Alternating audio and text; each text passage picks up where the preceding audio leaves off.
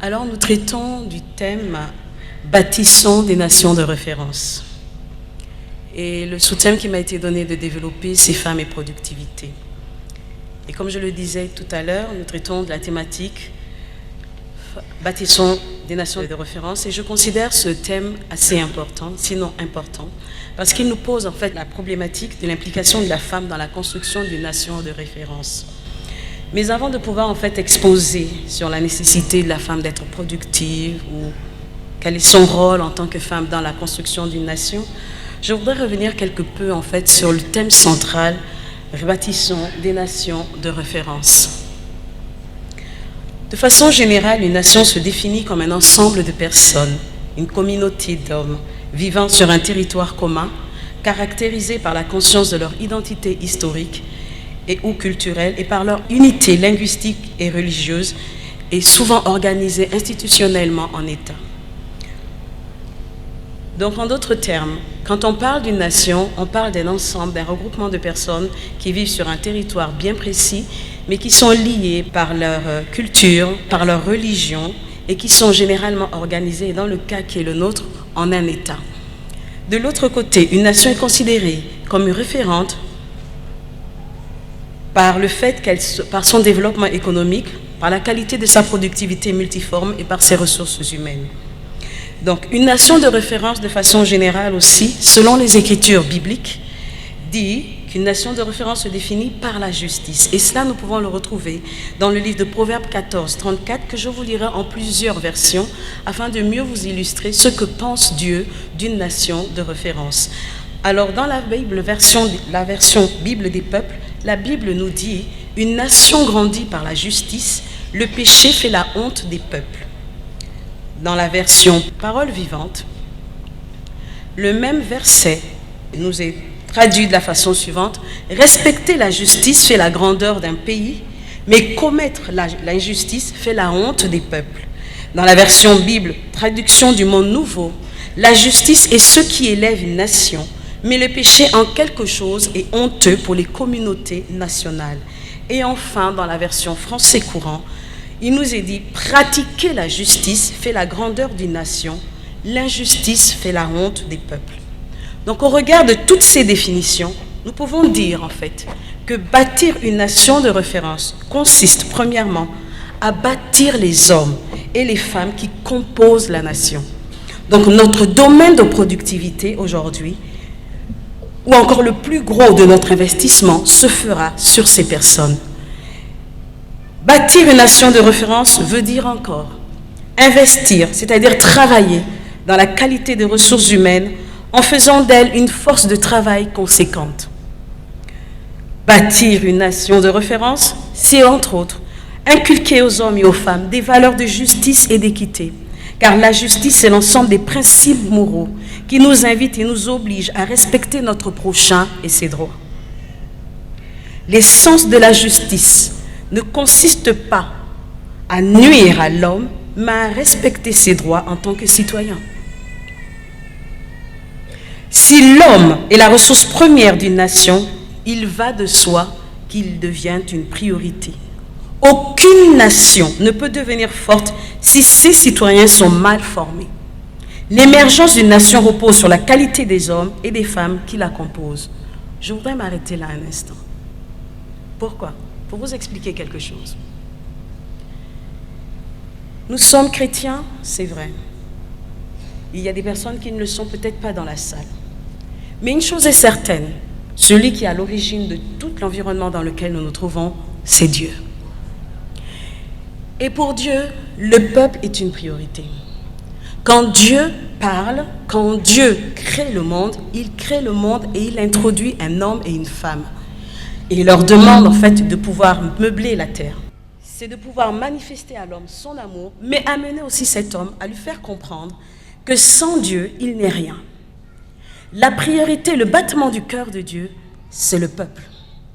Lorsqu'on nous dit aujourd'hui de bâtir une nation de référence, il faut que nous comprenions que bâtir une nation de référence reposera sur le fait de bâtir les hommes qui constituent cette nation. En tant qu'Église, nous avons la responsabilité de bâtir les hommes qui viennent dans nos églises. En tant qu'homme politique ou en tant que gouvernant, nous avons la responsabilité de bâtir les hommes qui constituent nos nations. Nous ne pouvons parler dans le cadre de l'Église d'un ministère sans hommes. Et dans le cadre des gouvernants, nous ne pouvons parler d'une nation sans hommes. Si notre investissement le plus grand ne se focalise pas sur les hommes, tout ce que nous faisons ne sert à rien. Donc lorsqu'aujourd'hui nous sommes interpellés, femmes, à bâtir des nations de référence, il faut que nous comprenions que la priorité pour nous, c'est de bâtir les hommes, les femmes et ensuite les enfants que nous avons à notre disposition, sinon que Dieu nous a permis d'avoir. Bâtir une nation de référence, c'est faire l'homme. Bâtir une nation de référence, c'est bâtir un homme. Bâtir une nation de référence, c'est bâtir l'ensemble des populations de façon à ce que ces populations reconnaissent leur identité pour celles qui l'ont perdue et travaillent à devenir meilleures. Quand une femme est appelée à bâtir une nation, il faut qu'elle comprenne que son rôle primordial se résume aux hommes d'abord. Tout ce que nous voyons ensuite n'est que la conséquence de la première étape de notre travail, de notre investissement, l'homme. Nous pouvons construire une maison, mais s'il n'y a pas d'homme pour y habiter, cela ne sert à rien. La femme peut-elle être productive? La femme peut-elle relever ce défi? La femme, au-delà des préjugés qu'on a d'elle, peut-elle être une réponse? Peut-elle être une force sur laquelle nous pouvons nous reposer pour le rayonnement et la prospérité de nos nations? En ma qualité de femme visionnaire et leader, ma réponse est formelle. Oui. On peut compter sur les femmes pour bâtir une nation. Oui. On peut compter sur les femmes pour relever le défi que de bâtir une nation de référence. Oui. Parce que chaque femme est une perle rare et possède des talents hors du commun. Aussi longtemps que la femme est ignorée et reléguée à un second rôle, il sera difficile à nos nations de connaître un véritable essor. Il faut que nous comprenions que la femme est un chef-d'œuvre humain. Elle est la manifestation de la pensée de Dieu. Elle est la réponse aux aspirations profondes de l'homme et d'une nation.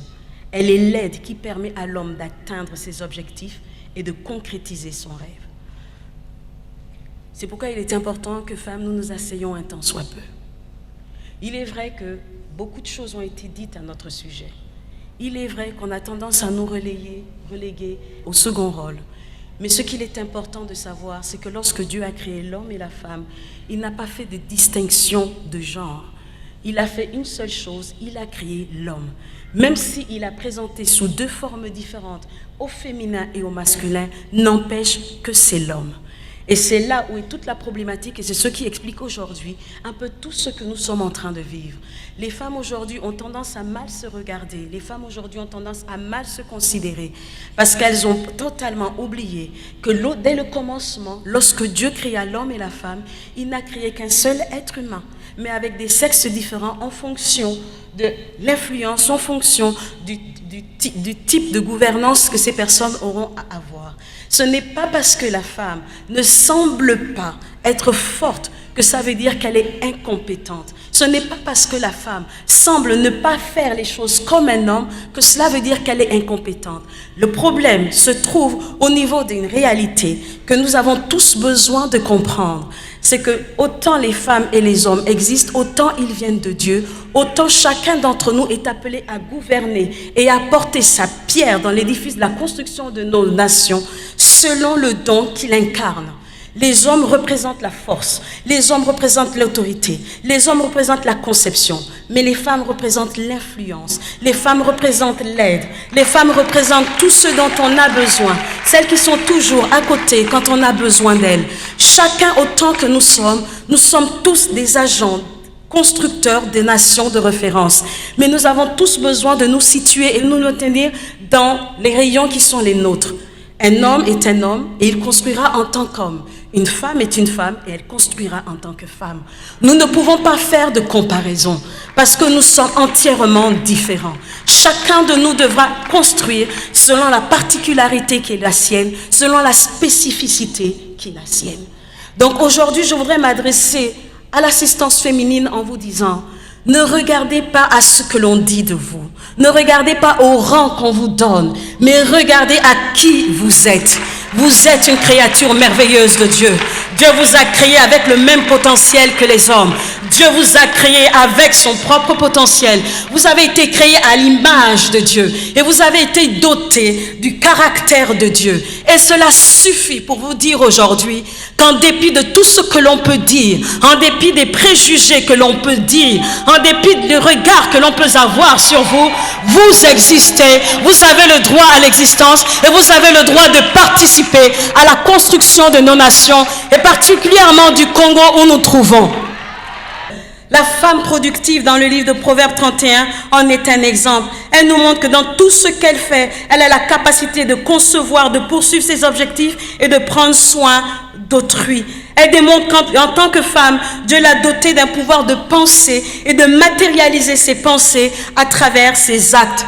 Proverbes 31, 16 à 22 nous dit « Elle pense à un champ, elle l'acquiert. Du fruit de son travail, elle plante une vigne. » Elle sent ses reins de force, elle affermit ses bras, elle sent que ce qu'elle gagne est bon, sa lampe ne s'éteint point pendant la nuit. Elle met la main à la quenouille et ses doigts tiennent le fuseau. Elle tend la main au malheureux, elle tend la main à l'indigent. Elle ne craint pas la neige pour sa maison, car toute sa maison est vêtue de cramoisis. Elle fait des couvertures et elle a des vêtements de fin lin et de pourpre.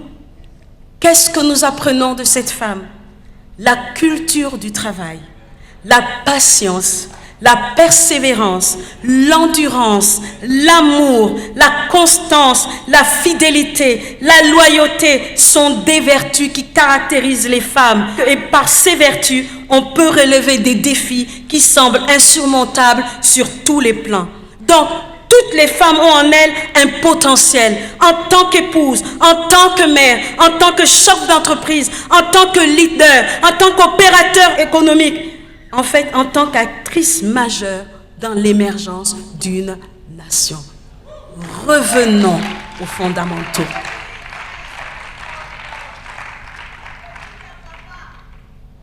Les femmes sont des agents de développement ayant des besoins spécifiques, différents de ceux des hommes, selon le genre.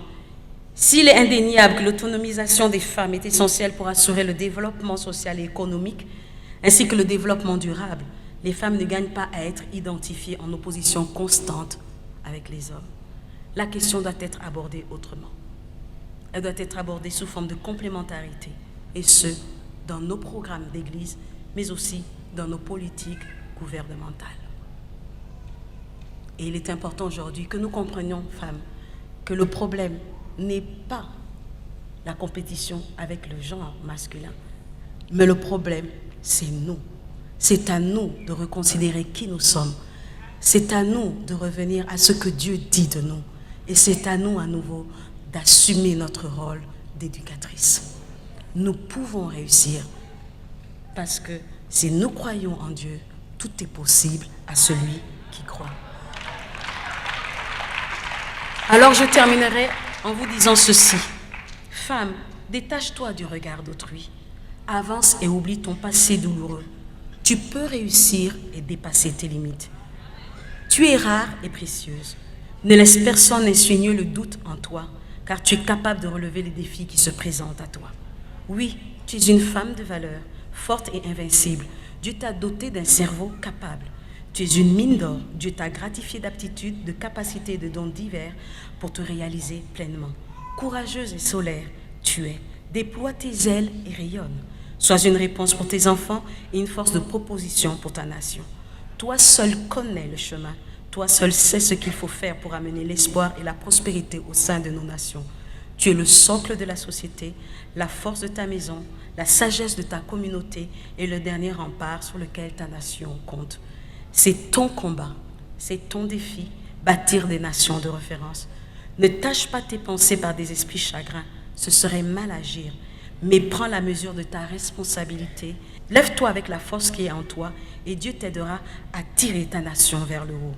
Femmes, levons-nous et bâtissons des nations fortes, car tout est possible à celui qui croit, nous dit la Bible. Ne dit-on pas ce que femme veut, Dieu veut. Que Dieu vous bénisse.